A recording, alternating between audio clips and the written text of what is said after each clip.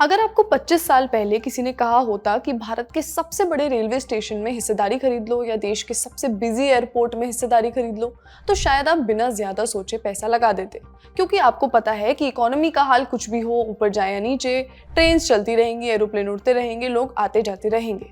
यानी जिस जगह पर पूरा सिस्टम चलता है उसकी इंपॉर्टेंस अलग होती है। अब यही बात भारतीय शेयर मार्केट में अप्लाई करिए। हर दिन करोड़ों भारतीय शेयर्स खरीदते हैं, बेचते हैं। मार्केट चाहे खराब चल रहा हो या अच्छा चल रहा हो, खरीदना बेचना तो चलता ही रहेगा। ये पूरा खेल आखिर चलता कहाँ है, वो कौन सी जगह है जहाँ ये सारी खरीद बिक्री होती है। और अगर मैं कहूँ कि अब उसी जगह का आईपीओ आने वाला है, यानी आप उसमें एक हिस्सा खरीद सकते हैं, अब वही होने वाला है। आ रहा है नेशनल स्टॉक एक्सचेंज यानी एनएसई का आईपीओ। आज इसी पर बात करेंगे। हाय, मैं हूँ श्रुति और आप देख रहे हैं खर्चा पानी। Brought to you by Sharda University, where the software engineer meets the talented photographer. The world comes together at Sharda University. आपने निफ्टी 50 सुना है? ये वही है जो एनएसई के अंदर आता है। वही एनएसई जिसने भारत के शेयर बाजार को 90s से लेकर आज तक बदल कर रख दिया और अब लगभग 10 साल के इंतजार के बाद एनएसई शेयर बाजार में उतरने की तैयारी कर रहा है। करीब 30,000 करोड़ रुपए का साइज है। ये डेट्स अभी क्लियर नहीं हुई है कि कब ये शुरू होगा इसका आईपीओ। साथ ही ये भारत का आज तक का सबसे बड़ा आईपीओ भी बन सकता है। एलआईसी से बड़ा, ह्युंडई इंडिया से बड़ा और पेटीएम से भी बड़ा।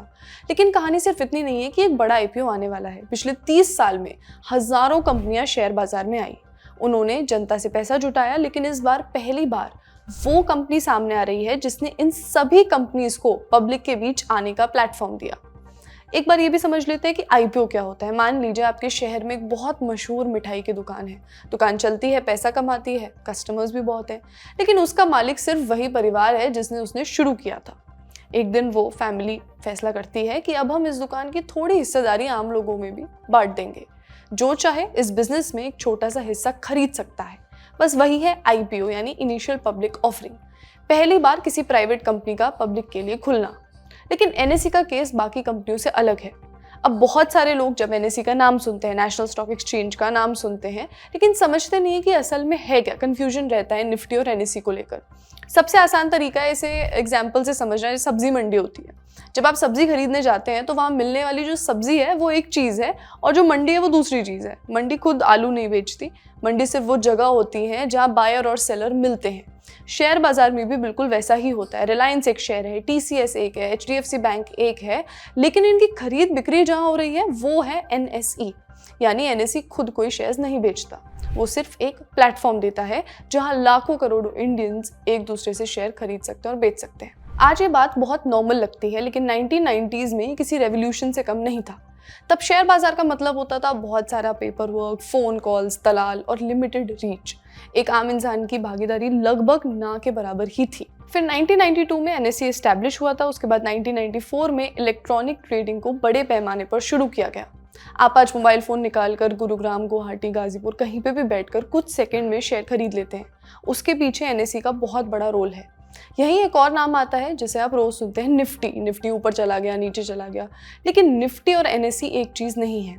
एनएसई पूरा एक्सचेंज है, एक मार्केट प्लेस की तरह, जबकि निफ्टी उस एक्सचेंज के अंदर मौजूद 50 सबसे बड़ी कंपनियों का एक इंडेक्स है। इसे ऐसे समझिए कि एनएसई पूरा स्कूल है और निफ्टी उसका रिपोर्ट कार्ड। जब निफ्टी ऊपर जाता है तो मोटे तौर पर आप कह सकते हैं कि बड़ी कंपनियों की परफॉर्मेंस अच्छी रही, इंडिया की जो बड़ी कंपनीज हैं। जब निफ्टी गिरता है तो बाजार में कमजोरी दिखती है। इसकी जड़ें भी एनएसई में ही हैं। लेकिन अगर एनएसई सिर्फ एक मंच है, एक प्लेटफॉर्म है, तो फिर वो कमाई कैसे करता है? क्योंकि उसने तो कोई कार नहीं बनाई, कोई मोबाइल नहीं बनाया। जवाब है वॉल्यूम। जितना ज्यादा बाजार चलेगा उतना ज्यादा एनएसई कमाएगा। जब आप शेयर खरीदते हैं एनएसई को फीस मिलती है। जब कोई कंपनी लिस्ट होती है एनएसई को फीस मिलती है। जब ब्रोकर डेटा खरीदते हैं, जो दलाल होते हैं मार्केट में, एनएसई को फीस मिलती है। और सबसे बड़ी बात, जब फ्यूचर्स और ऑप्शंस यानी एफएनओ में ट्रेडिंग होती है तब भी एनएसई को फीस मिलती है। मतलब अगर कहें कि आप कमाएं या नुकसान करें, बाजार ऊपर जाए या नीचे जाए, एनएसई का मीटर चलता रहता है। फाइनेंशियल ईयर 2025-26 में एनएसई की जो टोटल इनकम थी वो लगभग 18,700 करोड़ रुपए थी। और पता है प्रॉफिट कितना था? 10,300 करोड़ रुपए। यानी हर 100 रुपए की कमाई पर 50 रुपए से ज्यादा का प्योर प्रॉफिट। बहुत सारी कंपनीज ये सिर्फ ड्रीम करती हैं। अब यहाँ सवाल आता है कि अगर एनएसई इतना पावरफुल बिजनेस है, इतनी बड़ी ऑर्गेनाइजेशन है, तो वो आज तक लिस्ट क्यों नहीं हुई मार्केट में? NSE पहली बार 2016 में IPO लाना चाहता था, सब कुछ रेडी था, लेकिन तभी सामने आया एक विवाद जिसे को-लोकेशन कंट्रोवर्सी कहते हैं।